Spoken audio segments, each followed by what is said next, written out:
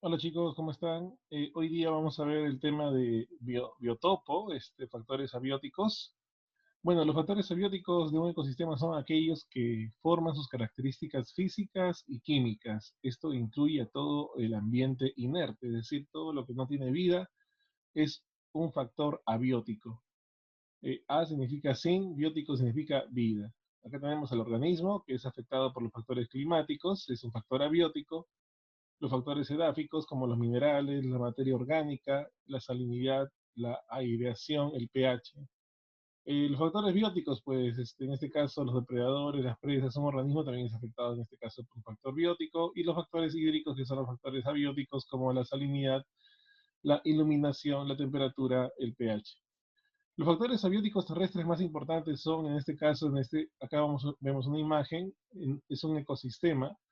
Los factores abióticos pueden prescindir de los factores bióticos, pero los factores abióticos no pueden. O sea, nosotros, por ejemplo, para poder vivir necesitamos los factores abióticos, el aire, la luz del sol, el agua, las rocas, ¿no? Nosotros necesitamos de ellos, pero los factores abióticos no nos necesitan a nosotros. Es por eso que el medio ambiente solito puede mantenerse sin necesidad de nosotros, ¿verdad? Tal vez las plantas sí, ¿no? Son factores bióticos, pero nosotros bueno, al final el ser humano puede ser que esté dañando seriamente el factor abiótico, ¿no? Es decir, el planeta. Debemos hacer muchos cambios para poder solucionar este problema. La luz proporciona la energía necesaria para el funcionamiento de los ecosistemas. En este aporte de energía hay que considerar dos factores de especial importancia, que es la intensidad luminosa y la fotoperiodicidad, es decir, la respuesta fisiológica a las variaciones de la luz. Necesitamos luz del sol porque sin luz del sol no va a poder, no se va a poder realizar la fotosíntesis. Y la fotosíntesis la fotosíntesis es el inicio de todo lo que es la vida en el planeta, ¿no? Porque gracias a ese proceso tenemos oxígeno, tenemos alimento, tenemos acá también efectos sobre los animales, la luz cómo afecta a los animales. El ritmo reproductivo y migratorio también depende de la intensidad de la luz diaria. Por ejemplo, las águilas son animales diurnos, cazan en el día. En cambio, los animales nocturnos, como por ejemplo las lechuzas, son excelentes, tienen buena visión en la oscuridad. Los animales nocturnos utilizan mayor cantidad de bastones, ¿no? Los bastones son células que se encargan de capturar lo que es la luz, ¿no? A nivel de globo ocular o del ojo, ¿no? Ahora, efectos sobre las plantas. La luz afecta a las plantas de manera, como por ejemplo tenemos las heliófilas, que requieren de luz intensa y son más abundantes, ¿no? Ejemplo, la orquídea, las plantas trepadoras requieren mucha luz del sol para poder vivir. En cambio, las hesiófilas requieren poca luz y son las más verdes. Ejemplo, los musgos, los helechos, las orejas de elefante. La temperatura, dice acá, los procesos vitales suceden dentro de un intervalo de temperaturas entre los 0 grados centígrados y los 90 grados Celsius. Ejemplo, los euritermos, según la tolerancia, la tolerancia es de rango muy grande, ¿no? Los euritermos soportan temperaturas de hasta 44 grados Celsius. Imagínate, por ejemplo, la mosca puede aguantar temperaturas así. O estenotermos, que la tolerancia es de rango muy corto, ¿no? Por ejemplo, el pez antártico puede soportar temperaturas muy bajas de agua o de temperatura. El hombre también puede adaptarse a temperaturas muy bajas, son estenotermos. Regulación. Poiquilotermos o ectotermos son aquellos animales cuya temperatura depende del medio ambiente. Por ejemplo, los peces, los anfibios y los reptiles, ¿no? Por ejemplo, los reptiles cuando quieren calentar sus cuerpos tienen que acercarse a zonas calurosas, ¿no? Ahí toman, como si se dice, baños de sol para calentar sus cuerpos. Pero si quieren enfriar su cuerpo, tienen que ir a la sombra. En cambio, los homeotermos o endodermos, su temperatura corporal es constante. Por ejemplo, las aves y los mamíferos. Nosotros cuando queremos calor, tiritamos, ¿no? Empezamos a calentar nuestra piel, ¿no? Calentamos así, sobamos nuestra piel y calentamos nuestro cuerpo. Podemos generar calor por nosotros mismos. Es por eso que las aves y los mamíferos son homeotermos. Los heterotermos son aquellos animales que bajan su temperatura o mantienen su temperatura por hibernación y se mantienen mucho tiempo así con el cuerpo ya sea caliente Por ejemplo, los osos pardos, los zorrillos pueden realizar la hibernación. Bueno, luego tenemos acá que los márgenes que permiten la existencia de agua líquida, pocas especies toleran ambos extremos, a excepción de las bacterias que son termófilas, que aguantan 85 grados centígrados. Las temperaturas condicionan, además de la humedad, otros factores abióticos como la presión atmosférica y los vientos. Bueno, según la concentración de sal tenemos animales eurialinos, como el salmón, y estenoalinos, como la trucha, ¿no? Luego tenemos según las plantas halófitas, que viven en lugares muy salados, como las totoras y la grama salada, y las glucofitas, que toleran agua dulce, como el llantén, ¿no? El agua puede encontrarse en el medio ambiente en forma de vapor, es la humedad atmosférica, en forma de agua líquida, la más útil biológicamente, o en forma de hielo o nieve. La escasez de agua ocasiona graves problemas. El agua estancada almacena calor. La humedad del suelo afecta la distribución de las plantas adaptadas a una humedad específica. El 22 de marzo es el Día Mundial del Agua, ¿no? Tenemos acá, según las plantas, plantas xerófitas, aquellas que viven en lugares con poca humedad, como por ejemplo los ambientes de los desiertos fríos y cálidos. Tenemos los cactus. Plantas mesófitas son que requieren pequeña cantidad de humedad, pero de forma constante. Ejemplo, los geranios, las plantas frutales. Las plantas hidrófitas son plantas acuáticas que poseen neumatóforos, que son como flotadores, y raíces capaces de absorber los nutrientes disueltos en el agua. Ejemplo, la lenteja de mar, la victoria regia y el lirio de agua. Y las plantas higrófitas son el plátano y los helechos. Bueno, acá hay palabras que analizar, ¿verdad? Hay muchas palabras que podemos observar tal vez en internet. Vamos a utilizar, a ver, como ayuda, una página para poder ver la importancia de estas definiciones. A ver, vamos a ver aquí, por ejemplo, organismos, ya que son eurialinos. Vamos a poner la palabra eurialinos. Los eurialinos son aquellos seres acuáticos que son capaces de vivir en aguas que poseen un amplio rango de concentración de sales, por ejemplo, en un río aguas arriba y cerca de las desembocaduras, sin que se vea afectado su metabolismo. Bueno, en este caso, si pongo imágenes de eurialinos, tenemos acá, por ejemplo, a ver, eurialinos son capaces de aceptar bruscos cambios de salinidad, o sea, bruscos cambios de sal, característicos de estuarios, rías y desembocaduras de ríos. Ejemplo, los salmones y las anguilas pueden soportar cambios bruscos de sal. En cambio, los estenoalinos son los que no están adaptados a los cambios de salinidad, habitan lejos de las costas, ¿no? O sea que ellos no aceptan, no están adaptados a la sal, las sardinas, los atunes. Bueno, ahora ponemos acá otra definición que tenemos, a ver, por ejemplo, los estenoalinos, ¿verdad? Entonces, ¿qué son los estenoalinos? Vamos a ver qué son estos organismos. Dice, es el nombre que reciben aquellos organismos acuáticos, generalmente peces, que solo son capaces de vivir en un estrecho rango de concentración de sales, ¿no? O sea, no soportan mucha sal que digamos. Ejemplo, vamos a ver qué animalitos son estenoalinos. A ver, acá tenemos más información de ello. Los estenoalinos tienen tolerancia limitada a los cambios en la concentración del ambiente externo. A ver, por acá.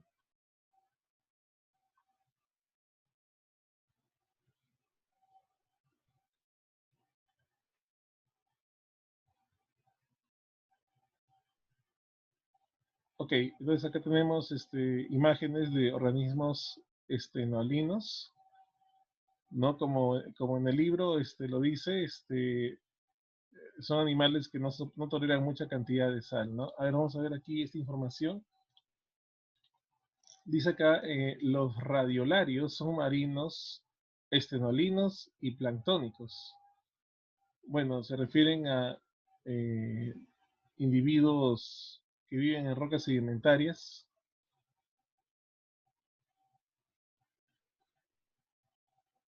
Acá hay otra información. Factores abióticos. La sal. Son eurialinos aquellos que toleran grandes variaciones de la salinidad en su hábito. Bueno, en contraposición de ellos, los estenolinos no soportan mucha variación de sal. Bueno, ahora continuamos con el libro. Tenemos aquí, dice acá, ya hemos visto las plantas xerófitas, la presión. La presión atmosférica tiene un valor de 760 milímetros de mercurio. En la altura la presión atmosférica disminuye y con ella la cantidad de oxígeno. En algunos lugares muy altos del Perú, pues, como Cerro de Pasco, el oxígeno es escaso. A 6.600 metros sobre el nivel del mar, la presión parcial del oxígeno es solo de 80 milímetros de mercurio, disminuye y con ello la cantidad de oxígeno disponible también. Ejemplo, la llama, la vicuña y ave de los Andes se han adaptado aumentando el número de sus glóbulos rojos y se han adaptado aumentando el número de sus glóbulos rojos y por ende la hemoglobina.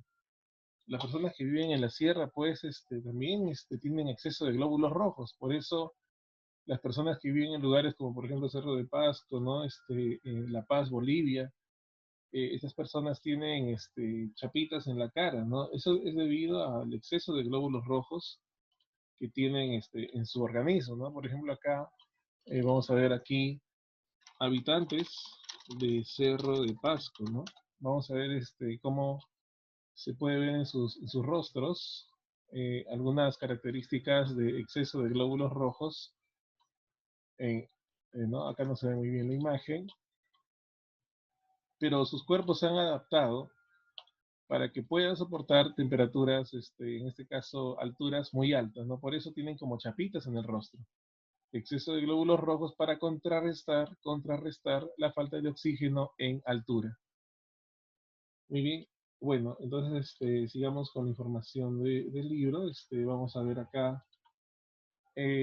La presión hidrostática aumenta la razón de una atmósfera por cada 10 metros de profundidad en el agua. El hombre soporta hasta 6 atmósferas. Muchos peces poseen vejiga natatoria, que es una cámara que se llena de aire y funciona como un flotador. Los organismos que viven por debajo de los 5.000 metros suelen ser planos por la elevada presión. Tenemos animales de profundidad con mayor presión. Tenemos los peces abisales, ¿no? El barófilo.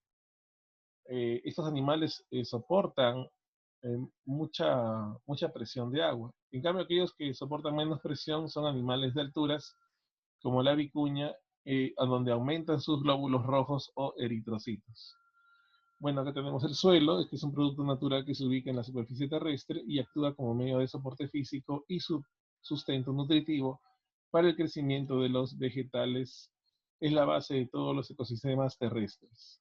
También es el hábitat de microorganismos como bacterias y hongos, además de una microfauna por insectos y detritívoros, aquellos que se alimentan de tierra.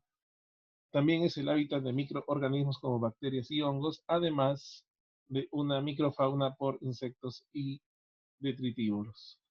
Acá tenemos el suelo, se distinguen varias capas a las cuales se denominan horizontes. Tenemos los horizontes del suelo, que son horizonte O, horizonte A1, horizonte A2, horizonte B, horizonte C, la roca madre y parcialmente fracturada. Bueno, entonces vamos a ver acá preguntas relacionadas al tema de factores abióticos. Dice acá, no es un factor abiótico, o sea, no es un factor que no tiene vida. Entonces la respuesta sería la hormiga, porque la hormiga no es un factor abiótico, la hormiga es un factor biótico, ya que sí tiene vida. 2. Crecen en zonas con gran intensidad de luz y se refieren a las plantas. Bueno, en este caso requieren mucha luz. Tenemos aquí las heliófilas, las plantas que requieren mucha luz para poder crecer. Las heliófilas.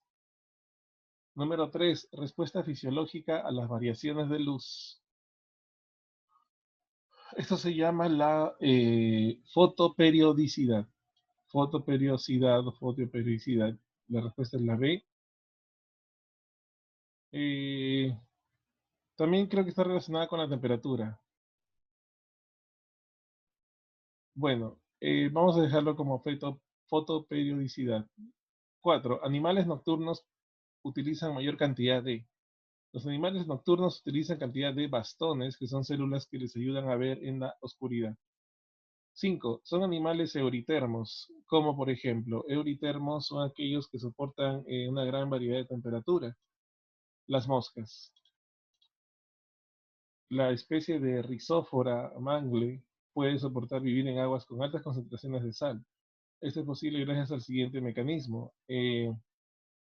Bueno, con respecto a las plantas que pueden soportar grandes cantidades de sal, es porque puede ser que tengan una característica que les ayuda a soportarlo. En este caso sería el ajuste osmótico que tiene el organismo con respecto a la cantidad de sal que ingresa a su cuerpo.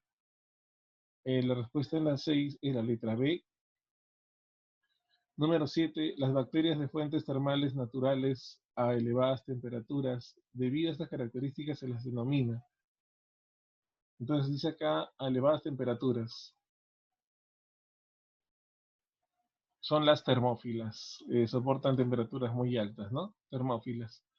Plantas de suelos salinos de alta concentración. Plantas de suelos salinos son las halófilas o halófitas, ¿no? Plantas que soportan gran cantidad de sal. Las plantas que viven en ambientes escasos de agua son denominadas xerófitas, como el cactus, ¿no? Acá no hay, estos son lugares muy secos, no hay agua en estas zonas. Y la 10, plantas de ambiente acuático, es un ejemplo de plantas de ambientes acuáticos. Acá tenemos la oreja de elefante. Muy bien.